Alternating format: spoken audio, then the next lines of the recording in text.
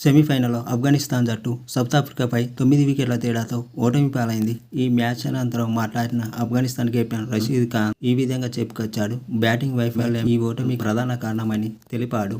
జట్టుగా ఇది కఠినమైన రోజు. ఈ ప్రదర్శన కంటే మేం మెరుగ్గా ఆడగలం. కానీ పరిస్థితులు మాకు అనుకూలించలేదు. అయితే ఎలాంటి పరిస్థితుల్లోనైనా సిద్ధంగా ఉండాలి. మేం పేలవంగా బ్యాటింగ్ చేశాం. దురదృష్టవశాత్తు ముజీబ్కు గాయమైంది. కానీ నబీ ఫజల్ మా స్పిన్ యూనిట్ను పనిని సులభం చేశారు.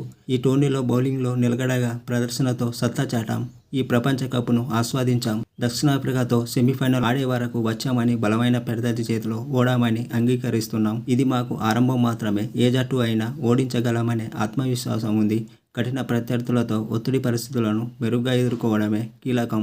కొన్ని విషయాలపై దృష్టి సారించాలి. మిడిల్ ఆర్డర్ బ్యాటింగ్పై దృష్టి సారించాల్సి ఉంది. మిడిల్ ఆర్డర్ బ్యాటింగ్పై ఫోకస్ చేయాలి. దూకుడుగా ఇన్నింగ్స్ను ఆఖరి వరకు కొనసాగేలా చూడాలి. ఈ టోర్నీలో కొన్ని మంచి ఫలితాలు సాధించాం.